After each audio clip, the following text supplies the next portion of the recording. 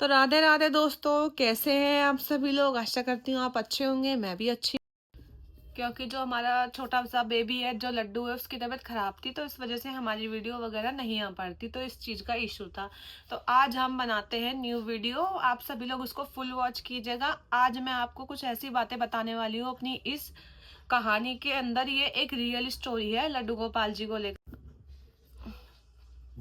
तो आज मैं आपको बताती हूँ अपने लड्डू गोपाल जी से कुछ जुड़ी हुई बातें जो कि बहुत खास थी हमारे जीवन की, और ये एक सत्य घटना है जो हमारे साथ घटी थी। तो दोस्तों, बहुत जब हमारे पास तो दोस्तों जैसे कि मैंने आपको बताया, हमारे पास पहले एक ही लड्डू गोपाल जी थे जो कि मेरी मम्मी ने मुझे दिए थे बेटी के जन्मदिन पर। तो उन लड्डू गोपाल जी को आज 3 साल हो चुके हैं, लेकिन ये जो घटना है ये उसी साल की है जिस साल हमारे घर में कान्हा जी आए थे। तो हुआ यूं कि हमारे पास लड्डू गोपाल जी थे, हम उनकी अच्छे से सेवा पानी सब कुछ कर रहे थे नॉर्मल तरीके से जो चलता है। तो एकदम से 3-4 महीने बाद हमारा एकदम से इंसिडेंट, एकदम प्लान बना कि हम कहीं जाते हैं, या फिर हमने सोचा चलो हम गंगा मैया के दर्शन करके आते हैं, हरिद्वार जाते हैं। तो जैसे ही हम हरिद्वार जा रहे थे, सब कुछ सही था एकदम। तो मैंने अपने लड्डू जी को, अपने ठाकुर जी को नहला धुला के तैयार करके एक टोकरी में बिठा लिया, और जैसे कि सभी लोग लेके जाते हैं, तो हम भी वैसे ही अपने ठाकुर जी को लेके जा रहे थे टोकरी के अंदर रख करके। तो उस टाइम पे हमें इतना पता नहीं था कि हमें अपने ठाकुर जी को किस तरीके से लेके जाना चाहिए और इनके नियम कानून क्या होते हैं। तो उस टाइम पे हमें जैसे अच्छा लगा, मतलब जैसे भी हमें समझ आया, हम उस टाइम पे वैसे उन्हें, तो हम सब लोग रेडी वगैरह हो चुके थे सुबह के टाइम। तो हमारी जो ट्रेन थी वो दोपहर की थी, 3 बजे की। तो सब लोग रेडी वगैरह हो गए, हमारी गाड़ी वगैरह भी आ चुकी थी। तो हमने क्या करा, कान्हा जी को टोकरी में बैठाया और हम रेलवे स्टेशन की तरफ जा ही रहे थे। जा पहुंच चुके थे हम, 1-1.5 घंटे का सफर था हमारा यहाँ से, घर से रेलवे स्टेशन तक का। तो वहां जाने के बाद जो हमारे लड्डू गोपाल जी थे, तो जो हमारे ठाकुर जी थे, वो मैंने अपनी सिस्टर के हाथ में दिए थे कि भाई तू पकड़ ले। मैं अब अपना दूसरा सामान पकड़ रही थी, तो मैंने थोड़ी देर के लिए उसको दे दिया था। तो हुआ यूं कि हम, जैसे कि वहाँ पे बहुत ज़्यादा भीड़ होती है, आप सभी लोगों को पता है रेलवे स्टेशन पे। तो जैसे ही मैंने उसको, लड्डू गोपाल जी वहाँ पे पकड़ाए और मैंने जो सामान उठाया अपने हाथ में, तो वो उससे आपस में टकरा कर मेरे कान्हा जी का हाथ वहाँ पे टूट गया। तो जब कान्हा जी का हाथ टूट गया, तो हमने वहाँ बहुत ज़्यादा ढूंढा, तो हमें वहाँ पर ज़्यादा, मतलब हमने बहुत जगह देखा, वहाँ पे हमें मिला नहीं। फिर हमें उनका हाथ जो था वो एक साइड में खंभे के पास, मतलब जो रेलवे स्टेशन के ऊपर जो स्टेयर जाती है, जीने जाते हैं, उसके साइड में गिरा हुआ मिला। वहाँ पे हमारे ठाकुर जी का हाथ गिरा था। अगर ज़रा सी और मतलब थोड़ा आगे जाता ना, तो वो फिर सीधा रेलवे ट्रैक पर गिरता, लेकिन वो वहाँ पे ही था। फिर हमने उठाया, मुझे बहुत अफसोस हुआ, बहुत रोई मैं, बहुत दुख हुआ। तो बहुत लोगों ने मुझे बोला कि नहीं, तुम्हें इन्हें, ये अब खंडित हो गए, तुम्हें इन्हें जहाँ पे तुम जा रहे हो वहाँ पे इनको, इनकी मूर्ति को मतलब पानी में विसर्जित कर देना। लेकिन मैंने किसी की बात नहीं मानी, ना मेरा जी था बिल्कुल भी। फिर हम लोग ट्रेन पकड़ के वहीं से हरिद्वार पहुँचे, जो कि हमारा सफ़र पूरे 5-5.5 घंटे का था। और वो 5.5 घंटे हमारे कैसे बीते हमें ही पता है, मेरे और मेरी पूरी फैमिली के, क्योंकि जो हमारे कान्हा जी थे वो हमारे लिए बहुत प्यारे हैं। फिर वो 5 घंटे हमारे लिए कैसे बीते हम ही जानते हैं। और फिर हम लोग हरिद्वार रेलवे स्टेशन पर पहुंचे, अपना सारा सामान वगैरह वहाँ पर उतारा, थोड़ी बहुत देर रुके। फिर हम लोगों ने कुछ नहीं सोचा, सिर्फ एक चीज़ सोची कि, फिर मैंने और मेरी मम्मी ने ये सोचा कि अब, और जो भी है हमारी पूरी फैमिली के, हमें अपने लड्डू गोपाल जी का विसर्जन नहीं करना है, हमें इन्हें ठीक कराना है। जिस तरीके से हमारे को चोट लगती है, तो हम भी अपने हाथ पैरों में दवाई लगवा करके या कुछ भी करवा करके हम अपने आप को ठीक करते हैं।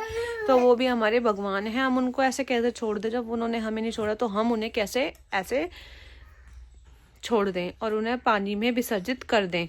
तो हम लोगों ने, हमने वहाँ पे हरिद्वार में जितनी भी दुकानें थी, पीतल की, तांबे की, जो भी लड्डू गोपाल जी को बनाते थे, हमने वो सारी देख ली। सबसे पूछा कि भाई कोई तो हाथ जोड़ दो, कोई तो हाथ जोड़ दो। सबने बोला ये ऐसे नहीं होगा, ये मूर्ति खराब हो गई है, ये लड्डू गोपाल जी की अब ये खंडित हो गए, इनको घर में स्थापित करना बेकार है, ये सब घर में बेकार संकेत लाता है। लेकिन नहीं, मेरा मन अंदर से बिल्कुल भी इस चीज़ को मानने के लिए तैयार ही नहीं था। तो हमने जैसे तैसे करके अपने कान्हा जी को हाथ दोबारा जोड़ा, मतलब उनके जो ये चोट लगी थी उसे ठीक कराया और दोबारा ठीक तरीके से उनको। तो इस तरीके से हमने अपने लड्डू गोपाल जी को नहीं छोड़ा और हमने अपने लड्डू गोपाल जी को शुद्ध कराया, दोबारा से गंगा स्नान कराया। और गंगा स्नान कराने के बाद वहाँ से ही हमने एक और लड्डू गोपाल जी लिए, मतलब लड्डू थे हमारे पास जो कि जिन्हें हम कान्हा बोलते हैं, वो हमने हरिद्वार से ही लिए थे। वो मेरी मम्मी ने मुझे दिलाए थे, हम दोनों को हमारे दोनों के हाथ में दिए थे हरिद्वार में ही। तो ऐसे करके हमने अपने लड्डू को वहाँ से स्नान कराया, उनका हाथ जुड़वाया, उनको कपड़े वगैरह नए पहना करके फिर हम उन्हें दोबारा लेके आए। तो दोस्तों ये है लड्डू गोपाल जी का चमत्कार, जो कि वो आपको मतलब एक तरीके से देखते हैं, परीक्षा लेते हैं, टेस्ट लेते हैं कि देखो मैं इनके साथ ऐसे करके देखता हूँ, ये मुझे छोड़ते हैं या नहीं। अगर ये मुझे छोड़ेंगे तो फिर भक्ति का और सब कुछ पता। मेरे साथ ये भी था उस टाइम पे, तो आप इससे ही पूछ सकते हो कैसे हुआ था। स्टेशन पे गए थे एंड लड्डू गोपाल गिर गए थे, हमने सामान लिया था, तो जैसे इन्होंने बताया मेरे सिस्टर ने, वैसे ही हुआ था पूरा सीन। तो यही चीज़ है लड्डू गोपाल जी में, हमारे ठाकुर जी में बहुत ज़्यादा शक्ति है और वो हमारा टेस्ट लेते हैं। और ये चीज़ आपको आजमानी है, आपको खुद देखनी है कि वो आपको कहाँ किस रूप में आकर मिल जाएंगे, कुछ नहीं पता। इसलिए आपको कृष्ण जी की भक्ति नहीं छोड़नी। राधा राधा राधा राधा राधा राधा राधा राधा राधा राम जपते रहना पूरे दिन में। जितने भी बार आप बैठे हो तो राधा राधा राधा राधा राधा राधा राधा राधा करते ही रहना है। तो दोस्तों माय यूट्यूब फैमिली, आप सभी से मेरी एक ये गुजारिश है, मेरा मेन मोटिव ये था इस वीडियो को बनाने का कि मैं आपके साथ ये बात शेयर करना चाहती थी कि जैसे कि हमारे लड्डू गोपाल जी ऐसे ही आप सबके ठाकुर जी हैं, वो एक ही हैं, अलग नहीं है।